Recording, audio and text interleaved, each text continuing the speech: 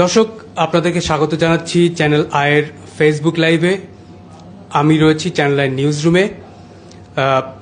দর্শক, আপনারা ইতিমধ্যে জেনে গেছেন যে বাংলাদেশের সাবেক অধিনায়ক এবং বাংলাদেশের স্বনামধন্য ক্রিকেটার তামিম ইকবাল, তাকে বিসিবির একজন পরিচালক দালাল বলে ফেসবুকে একটি স্ট্যাটাস দিয়েছেন। সেই বিষয়টা নিয়ে জমে উঠেছে বাংলাদেশের ক্রিকেট আঙ্গন, অর্থাৎ সমগ্র ক্রীড়াঙ্গন। তো এই বিষয়টা নিয়ে আমরা কথা বলবো আমাদের চ্যানেল আয়ের স্পোর্টস এডিটর জনাব সাইদুর রহমান শামীম ভাইয়ের সাথে। শামীম ভাই, আপনাকে আমাদের এই আলোচনায় স্বাগত। আপনি তো জানেন বিষয়টা, আপনি যেহেতু ক্রীড়াঙ্গনে এবং স্পোর্টসে ডেভেলপ করছেন, তো এই আমাদের সাবেক অধিনায়ক এবং যিনি দীর্ঘ 16 বছর ধরে বাংলাদেশ জাতীয় দলকে সার্ভ করে যাচ্ছেন এবং আমরা দেখেছি তিনি তার যে কি অবদান, তিনি আমাদের সর্বোচ্চ স্কোরার, ইভেন দেশের প্রয়োজনে তিনি আহত হয়েছেন বহুবার ক্রিকেটার খেলার মাঠে এবং তিনি এক হাত দিয়েও ব্যাট করেছেন। আমাদের পুরো জাতি তার জন্য, তিনি যখন সম্প্রতি অসুস্থ হয়েছিলেন, দোয়া করেছে বা তার যে নিয়ে কোনো মানে আপনার তাকে নতুন করে কিছু বলার নেই। তো আমরা দেখেছি যে এই মোস্তাফিজুর রহমানকে যখন আইপিএল থেকে সরিয়ে দেওয়া হলো, তখন একটা উত্তেজনা সৃষ্টি হয়েছে। তো সে বিষয়ে আমাদের বিসিবি তো স্টেপ নিয়েছে। তো এরপরে কি হলো যে উনি জনগণ, মানে দর্শক যে জানতে চান, সাধারণ দর্শকের, যে কি হলো যে তামিম ইকবাল একজন দালাল আখ্যায়িত করা হলো? না, এই জিনিসটা ব্যাপারটা হয়েছিল মুস্তাফিজকে আইপিএল এ খেলানো বাদ দেওয়া নিয়ে। তারপর বাংলাদেশ যেটা করেছে যৌক্তিকভাবে, এটা আমি মনে করি যে বাংলাদেশ বিশ্বকাপে খেলবে নিরাপত্তা নিয়ে একটু শঙ্কিত ছিল এবং তারা সেটা আইসিসি কে তারা জানিয়েছে, আবেদন করেছে এবং তারা বলেছে যে তারা ভারতে খেলতে চায় না। ব্যাপারটা হলো এটাই যে বিশ্বকাপে বাংলাদেশের খেলা নিয়ে একটা নিরাপত্তা, কিন্তু এখন দেখা যাচ্ছে এটা ডালপালা বিস্তার করতে করতে অন্যদিকে চলে গেছে এবং সেটা ব্যক্তিগত আক্রমণের দিকে গেছে। তামিমকে নিয়ে বলার কিছু নাই। এই ক্রিকেট বিশ্বের অন্যতম সেরা একজন খেলোয়াড়, বাংলাদেশের তো বটেই, এবং সে 1 বছর বা 2 বছর না, প্রায় 1.5 যুগ ধরে সে তার নিজের তার সামর্থ্যকে প্রমাণ করেছে। সে যা করেছে মাঠে শুধুমাত্র দেশকে জেতানোর জন্য, তাই তো? সুতরাং তার দেশপ্রেম নিয়ে প্রশ্ন তোলার কোনো সুযোগ নাই। আর সে যেটা বলেছিল খুব সুচিন্তিত ভাবে, সে কিন্তু বলেনি যে বাংলাদেশ ভারতে খেলতে যাবে বা বাংলাদেশকে এই আবেদন করা উচিত, তেমন কথা বলে নাই। সে বলছে যে আমাদের চিন্তা করতে হবে, ঠান্ডা মাথায় চিন্তা করতে হবে, যেভাবে আমরা আমাদের যাতে ক্ষতি না হয়। তো ব্যাপারটা খুব বেশি কিছু না। তো এর ফলে যেভাবে রিয়াক্ট করলেন আর কি নাজমুল ইসলাম, নতুন মানে বিসিবির পরিচালক, আমি ক্রিকেট মাঠে তাকে খুব বেশি চিনি না, হয়তো আমারই অযোগ্যতা, আমি তাকে হয়তো চিনি না। যাই হোক, আসছেন, কিন্তু তিনি যেভাবে রিয়াক্ট করলেন একজন খেলোয়াড়ের সাথে, তাকে যে ভাষায় বললেন, এটা তো সবাই জানে কি বলেছে, এটা ঠিক গ্রহণযোগ্য না। এবং তিনি সেটা নিশ্চয়ই বুঝতেও পেরেছেন, কারণ তিনি ওই আগের পোস্টটি মুছে দিয়ে ফেসবুকে সেকেন্ড একটা পোস্ট করেছেন এবং সেখানে বলেছেন যে একজন 15,000 আন্তর্জাতিক রান করা তামিম ইকবালের কিংবদন্তির মুখে এই কথাটা শোভা পায় না। আর আমি যা বলেছি তার নিজের মত। তার মানে কিন্তু তিনি তার অবস্থান থেকে সরে এসেছেন। তিনি বুঝছেন যে তিনি যেভাবে তামিমকে অ্যাটাক করেছিলেন এটা ঠিক যৌক্তিক না। তো আমি যেটা বলতে চাচ্ছিলাম যে উনি যে স্ট্যাটাস দিয়েছেন সেটা আমি দেখলাম। উনি বলছেন যে যেহেতু ক্রীড়া উপদেষ্টা, তিনি স্টেপ নিয়েছেন, তারপর হচ্ছে তিনি সেই কথা বলেছেন, পররাষ্ট্র উপদেষ্টার সেই সমর্থনে তিনি এই কথা বলেছেন। আর যেটা আমার কাছে মনে হচ্ছে, এবং ইতিমধ্যে আমরা দেখেছি যে খেলোয়াড়রা, যার সতীর্থ যারা খেলোয়াড় ক্রিকেট দলের, তারা কিন্তু প্রতিবাদ করে পক্ষে স্ট্যাটাস দিয়ে, নট অনলি দ্যাট, সেখানে কিন্তু যে আমাদের যে cricketers welfare association of Bangladesh, অর্থাৎ মানে বাংলাদেশের যত পেশাদার ক্রিকেটার আছে তাদের যে সংগঠন, তারাও কিন্তু তামিমের পক্ষে দাঁড়িয়েছে। আসলে ব্যাপারটা মানে আসলে আমরা মনে হচ্ছে যে ফোকাসটা সরে গেল আর কি। আমাদের ফোকাস ছিল যে আমরা নিরাপত্তা নিয়ে, পর্যাপ্ত নিরাপত্তা এবং চাপমুক্ত হয়ে বিশ্বকাপ খেলতে যাব ভারত বা যে কোনো জায়গায়, কিন্তু সেটা এখন চলে গেছে আমাদের নিজেদের মধ্যে ভারতের দালাল, অমুকের দালাল, তমুকের দালাল খোঁজাখুঁজির মধ্যে। এটা খুব ভালো না, বিকজ আমরা তো জানি এখন এই অবাধ তথ্য প্রবাহের যুগে আপনি যাই বললেন ফেসবুকের মাধ্যমে, টুইটের মাধ্যমে সারা পৃথিবী জেনে যায়। তো সারা পৃথিবীতে এই প্রতিটা কনভারসেশন, প্রতিটা এই জানছে। তার ফলে হচ্ছে কি, আমাদের যে দাবি যে ওই বিশ্বকাপ আমরা নিরাপদ তা চাই, এটা কিন্তু পিছে চলে যাচ্ছে। মানুষ সারা ক্রিকেট দুনিয়া ভাবছে আরে এরা তো খেলো, সব বিষয় নিয়ে তর্ক করতেছে, এদের মধ্যেই বোধহয় এই ব্যাপারেই নাই। তো আমার মনে হয় বিসিবি বা ক্রিকেট বোর্ডের একজন দায়িত্বশীল হিসাবে তাকে এমন মন্তব্য করা উচিত না। এবং বিসিবি সবসময় আমি দেখতাম, খেয়াল করতাম যে তারা একটা মিডিয়া, একটা ডিপার্টমেন্ট আছে, স্পোকসম্যান আছে।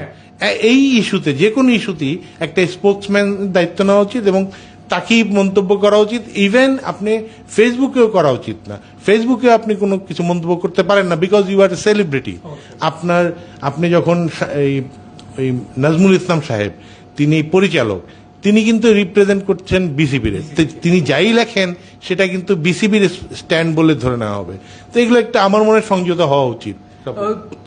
আরেকটা বিষয় যেটা আমি জানতে চাচ্ছি যে আপনার কাছে, যেহেতু আপনি দীর্ঘদিন ধরে এই স্পোর্টস জার্নালিজম করে আসছেন, আমাদের যে বিসিবিতে যারা পরিচালক হিসেবে নির্বাচিত হন, তো কি কোন ক্রাইটেরিয়া থাকে যে যারা নির্বাচিত হবেন? না, এই বিষয়ে আমি বলতে পারি না, কারণ ক্রাইটেরিয়া একটা, তারা কিন্তু ভোট পেয়ে এসেছেন, তারা মানে ক্রিকেট ফ্র্যাটার্নিটির রিপ্রেজেন্ট করতেছেন। তো এটা একটা ভোটের প্রক্রিয়া, নির্বাচনের প্রক্রিয়া, কাউন্সিলর, তো এই নিয়ে কথা বলতে চাই না। তাকে তো কেউ না কেউ ভোটে জিতিয়েছেন, আমার সেটা না। আমরা অনেক অর্গানাইজারকে দেখেছি, এসেছে, চলে গেছে, আবার এসেছে। আমাদের কথা হলো গিয়ে যেই যেখানেই থাকুক তাকে দায়িত্বশীল একটা ভূমিকা রাখতে হবে, কারণ বিসিবি পৃথিবীর 10টা সেরা বোর্ডের মধ্যে একটা, এবং অর্থনৈতিকভাবে যদি চিন্তা করেন 4 নম্বর সবচেয়ে বিত্তশালী বোর্ড। তো সেখানে তিনি আবার ফিনান্স কমিটির চেয়ারম্যান, তার মানে তার দায়িত্ব এবং তার কথার, প্রতিটা কথার একটা গুরুত্ব আছে। সেইটা বজায় রাখাটা আমার মনে হয় খুব জরুরি। এবং এই মুহূর্তে, বিকজ আমরা আইসিসির কাছে আপিল করেছি যে আমরা একটা সেফ ভেন্যুতে বিশ্বকাপ খেলতে চাই, আদারওয়াইজ আমরা যাব না। তার মানে আমাদের আপিলের এই গুরুত্বটা রাখতে হলে আমাদের কিন্তু খুব দায়িত্বশীল আচরণ। আমার মনে হয় তো ঐক্যবদ্ধ থাকাটা সবচেয়ে জরুরি। ঐক্যবদ্ধ থাকা, এবং একটা গণতান্ত্রিক সমাজে তো সবারই মতামত দেওয়ার সুযোগ আছে। তামিম এমন কিছু, তামিম তো বলে নাই যে না আমরা যেতেই হবে, এমন কথা সে বলছে যে আমাদের আরো চিন্তা করা উচিত। এবং অ্যাকচুয়ালি আমরা তো বলে থাকি যে এই খেলাধুলাকে রাজনীতির বাইরে রাখা উচিত। আসলে রাজনীতির বাইরে তো খেলাধুলা না, এটা আমরা যতই অস্বীকার করি, রাজনীতি আছে। হ্যাঁ, তো তারপরও চিন্তা ভাবনার বিষয় আছে, কারণ বিশ্বকাপে আপনি খেললে, বিশ্বকাপ কিন্তু বিশ্বকাপকে বর্জন করেছে এমন ঘটনা খুব নাই বোধহয়। আমি আমার মনে পড়ছে না, ক্রিকেটে আমরা দেখিনি, ফুটবলেও বোধহয় নেই। এটা অ্যাচিভমেন্ট। বাংলাদেশ বিশ্বকাপ খেলতেছে একটা রেটিং পয়েন্ট এগুলোর মাধ্যমে সরাসরি খেলতেছে। তো সেক্ষেত্রে আমাদের উচিত হলো গিয়ে, ঠিক আছে, আমরা যদি পর্যাপ্ত নিরাপত্তা না পাই, গ্যারান্টি না পাই, এবং কেউ যদি অবজ্ঞা করে, আমাদের অবশ্যই অ্যাপিল করা উচিত এবং বিশ্বকাপ খেলাটাকে সমুন্নত রাখা উচিত। আমি তাদেরকে বলতে পারি যে আমরা খেলবো না বা আমরা অন্য মাঠে খেলতে চাই, কিন্তু এর মানে এই অর্থ না যে আমি আমার ট্রাস্টের একজন খেলোয়াড়কে অমুকের দালাল, তমুকের দালাল বলবো। এটা খুব এটা আসলে আন্তর্জাতিকভাবে তো আবারও বলতেছি, আমাদের প্রতিটা কথাই, আমি আপনি কথা বলছি, এটাও ইথারে চলে যাবে। তো এই দায়িত্বশীলতাটা খুব দরকার। আর তামিম এতটা আপনি এই সারা 1.5 দশক দেশকে সার্ভ করার পর দালাল এই উপদাটা পাওয়া ঠিক অন্যায়, তার প্রতি অন্যায় করা হচ্ছে, এবং এটা ক্রিকেট ফ্র্যাটার্নিটির অন্যায় করা হচ্ছে। কারণ বিশ্বকাপ বাংলাদেশে আমি আপনি খেলবো না, দর্শকরাও খেলবে না, খেলোয়াড়রা খেলবেন। তো আপনি যখন এই বিষয় নিয়ে আলাপ করবেন যে তাদের নিরাপত্তা, তাদের একটা মতামত নেন, আপনি নিতে পারতেন। আপনি দলের মতামত, বাংলাদেশ দলে যারা আছে, বাংলাদেশ দলের ক্যাপ্টেনের সাথে বা 10-15 জন যারা আছে স্কোয়াডে, তাদের সাথে কথা বলতে পারেন, কোয়াবের সাথে কথা বলতে পারেন। কোয়াব যেটা বাংলাদেশের ক্রিকেট ওয়েলফেয়ার অ্যাসোসিয়েশন, আপনি সাবেক ক্রিকেটারদের সাথে কথা বলতে পারেন, এই সমস্যা কিভাবে সমাধান করা যায়। আপনি দালাল খোঁজার চাইতে বরঞ্চ এই সমাধান করার জন্য গঠনমূলকভাবে যেতে হবে। আমরা কিন্তু আমাদের আমি তো মনে করি যে বাংলাদেশের সাথে যে বিরোধ, বাংলাদেশ ক্রিকেট বোর্ডের সাথে বিরোধটা ভারতীয় ক্রিকেট বোর্ডের, তাই তো? হ্যাঁ, অবশ্যই। কিন্তু আমরা হলো কি, আমরা তো যদি আইসিসির এই টি-20 বিশ্বকাপটা বর্জন করি, তাহলে কিন্তু আমরা আরেকজন প্রতিপক্ষ বানিয়ে ফেললাম আইসিসি কে। অবশ্যই। সেখানে অস্ট্রেলিয়া আছে, ইংল্যান্ড আছে, সাউথ আফ্রিকা আছে, এদের সাথে আমাদের আগামী ক্রিকেট সম্পর্ক ঠিক রাখতে হবে এবং আমাদের তো ক্রিকেট খেলতে হবে। অনেকেই বলছেন যে খেলা মানে দেশের সম্মানের চাইতে খেলা বড় না, ঠিক আছে, মেনে নিলাম, সেটাও দেশের সম্মান তো অবশ্যই রাখতে হবে, কিন্তু আমাদের তো একবার আমরা ছেড়ে দিচ্ছি না যে আর ক্রিকেট খেলবো না, তা না। তো সুতরাং আমাদের মানে আমি বলি কি, ক্রিকেট ডিপ্লোমেসিটা খুব গুরুত্বপূর্ণ। আমরা যদি ক্রিকেট ডিপ্লোমেসিকে সঠিক পর্যায়ে নিতে পারি, তাহলে এই সমস্যার সমাধান হবে। আপনি দেখেন, ভারত পাকিস্তান কিন্তু যুদ্ধাঙ্গদেহী প্রতিবেশী। হ্যাঁ। আমাদের সাথে ভারতের যে এই না, আমাদের সাথে ভারতের ছোটখাটো বিরোধ আছে, অভিমান আছে, অনুযোগ আছে, কিন্তু ওরকম যুদ্ধাঙ্গদেহী প্রতিবেশী নয়। না। তো তারা যদি মাঠে খেলতে পারে, তাহলে আমাদেরও ওই জিনিসটা ভাবতে হবে। নাহলে তো আমাদের এই প্রজন্ম বলেন বা নতুন প্রজন্ম, তারা তো ক্রিকেটে অনুরক্ত। না, যেটা যেটা বলছিলাম যে আপনি তুললেন যে এই ক্রিকেট বা খেলার যে এথেন্স থেকে যখন তৈরি হয় বা অলিম্পিক খেলার কিন্তু সূত্রপাত যেহেতু সামনাসামনি যুদ্ধ না করে এরকম একটা বার্তা দেওয়া যে আমাদের প্রতিদ্বন্দ্বিতা হোক খেলার মাঠে, সেটাই না করে আমরা যদি আবার সেই ব্যাককে চলে যায়, সেটা তো সমীচীন বা এই ধরনের কোনো ইয়ে না। এটা আপনি যেটা বলছেন, এটাই হলো আদর্শ কথা, কিন্তু এটা হলো বুকিশ কথা। এগুলো কেতাবে থাকে, মাঠে থাকে না। আপনি দেখেন, সারা পৃথিবীতে আমরা বিশ্বাস করতে শুরু করেছি এবং দৃঢ়ভাবে বিশ্বাস করি খেলাধুলায় রাজনীতি আছে, আছে না? আপনি রাশিয়া যখন ইউক্রেন অ্যাটাক করলো, রাশিয়ান টিমগুলোকে চ্যাম্পিয়ন্স লিগতে বাদ দেওয়া হলো, অলিম্পিকে বাদ দেওয়া হলো, রাশিয়ার নাম দিয়ে টেনিস খেলতে পারে না। এটা কি এই অন্যান্য দেশের ক্ষেত্রে প্রযোজ্য? অন্যান্য যারা আক্রমণ করতেছে তাদের ক্ষেত্রে প্রযোজ্য না। অর্থাৎ যারা শক্তিশালী তারাই খেলাধুলাকে নিয়ন্ত্রণ করে। এটা যাক, ওই বিষয়ে গেলাম না আমরা। তো আমার কাছে যেটা মনে হয় যে বাংলাদেশ বিশ্বকাপ যদি আত্মসম্মান নিয়ে খেলতে না পারে, হয়তো তারা খেলবে না, কারণ এটা তো সরকারের নীতি নির্ধারণী পর্যায়ের সিদ্ধান্ত। এই নিয়ে আমরা কথা বলবো না, তবে আমাদের দরজাটা খোলা রাখতে হবে আলোচনার জন্য। এটা বিশ্বকাপকে আমরা ছেড়ে দিলে, আজকে ছেড়ে দিই, কঠিন একটা হয়তো শাস্তি আসতে পারে, অর্থনৈতিক শাস্তি হতে পারে, এবং বড় কথা হলো দেশের যে ক্রিকেট প্রজন্ম তারা কিন্তু প্রচন্ড হতাশ হয়ে যাবে, কারণ সবারই তো ইচ্ছা বিশ্বকাপ খেলার। তো এইসব সবকিছু ভাবতে হবে আর কি আমাদের, নিজেদের মানে জেদ করে সবকিছু শেষ না করে, বরঞ্চ প্রতিটা বিষয় নিয়ে ভেবে টেবে চিন্তা করে সবার সাথে আলোচনা করে যদি সিদ্ধান্ত নেওয়া যায়, তাহলে মনে হয় বেটার হবে, আর সবাইকে পাওয়া যাবে। ধন্যবাদ শামীম ভাই।